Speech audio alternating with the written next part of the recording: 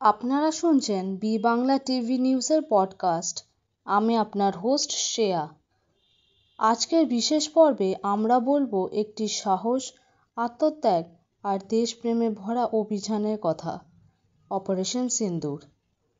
আমরা অনেক সময় খবরের কাগজে বা টিভির পর্দায় দেখি কিছু হেডলাইন: সীমান্তে সেনা অভিযান, সন্ত্রাস দমন, দেশ রক্ষায় সাহসী পদক্ষেপ। কিন্তু এসবের পেছনে আসল গল্পগুলো কি আমরা কখনো শুনি? আজ শোনাবো সেই রকমই একটি অপারেশনের কথা, যেটি শুধু অভিযান নয়, বরং হয়ে উঠেছে এক অনুপ্রেরণা, অপারেশন সিন্দুর। এই অপারেশনের নাম শুনেই এক ধরনের আবেগ জাগে। সিন্দুর মানেই বাঙালির কাছে শুভ, শক্তি আর আত্মত্যাগের প্রতীক। এই নামটি শুধু প্রতীকী নয়, এর পেছনে রয়েছে এক গর্বের কাহিনী। অপারেশন সিন্দুর চালানো হয়েছিল ভারতের উত্তর পূর্ব সীমান্ত অঞ্চলে, যেখানে দীর্ঘদিন ধরে কিছু বিচ্ছিন্নতাবাদী ও সন্ত্রাসবাদী দল সাধারণ মানুষের ওপর অত্যাচার করছিল। গ্রামবাসীদের জিম্মি করে রাখছিল, অবৈধ অস্ত্র মজুত করছিল এবং দেশের নিরাপত্তার জন্য ভয়ঙ্কর হুমকি হয়ে দাঁড়িয়েছিল। এমন পরিস্থিতিতে ভারতীয় সেনাবাহিনী ও আধা সামরিক বাহিনী একটি সুনির্দিষ্ট পরিকল্পনা নেয়, আর এই পরিকল্পনায় ছিল অপারেশন সিন্দুর। এই অভিযানের সবচেয়ে বড় চ্যালেঞ্জ ছিল সাধারণ মানুষের ক্ষতি না করে জঙ্গিদের নিষ্ক্রিয় করা। রাতের অন্ধকারে গভীর জঙ্গলের ভেতর দিয়ে সেনারা ঢুকে পড়ে, একের পর এক আস্তানা ঘিরে ফেলে। এই অপারেশনে অংশ নেয় ইস্টার্ন কমান্ডের বিশেষ ইউনিট, যার অনেক সদস্যই ছিলেন বাংলার। তাদের মধ্যে অনেকেই ছিল কম বয়সী, কেউ সদ্য কলেজ পাশ করেছেন, কেউ কৃষক পরিবারের সন্তান, কিন্তু তাদের চোখে ছিল একটাই উদ্দেশ্য: দেশকে রক্ষা করা। এই অপারেশন চলে কয়েক ঘন্টা। কড়া নজরদারি, পরিকল্পিত পদক্ষেপ, নিখুঁত কৌশল, সবকিছুর ফলাফল হিসেবে বহু নিরীহ মানুষকে নিরাপদ উদ্ধার করা যায় এবং জঙ্গিদের ঘাঁটি ধ্বংস করা হয়। দুঃখজনক হলেও সত্য, কয়েকজন সেনা এই অভিযানে শহীদ হন, কিন্তু তাদের আত্মত্যাগ দেশের ইতিহাসে অমর হয়ে থাকে।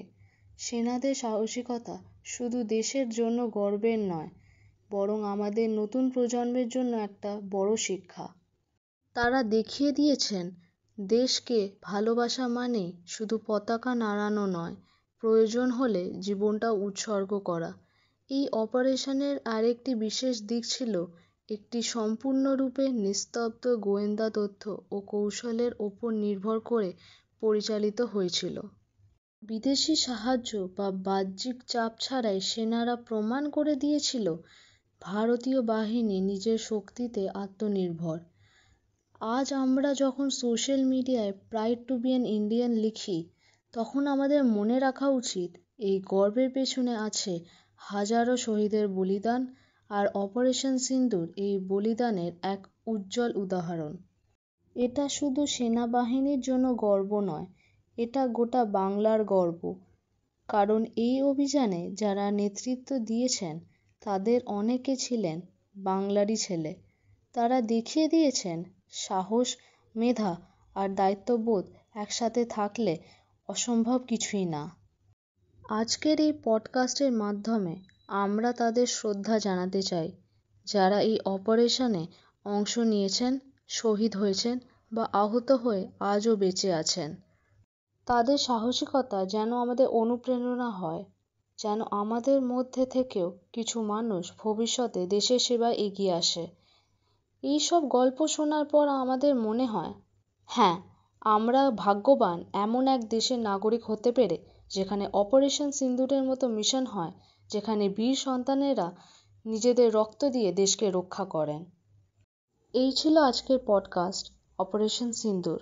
যদি ভালো লেগে থাকে অবশ্যই লাইক করুন, বন্ধুদের সঙ্গে শেয়ার করুন আর সাবস্ক্রাইব করুন আমাদের channel B Bangla TV news podcast. আমি শ্রেয়া, আবার ফিরব নতুন একটি গল্প, ইতিহাস বা সমাজের কথা নিয়ে। সুস্থ থাকুন, দেশকে ভালোবাসুন। জয় হিন্দ।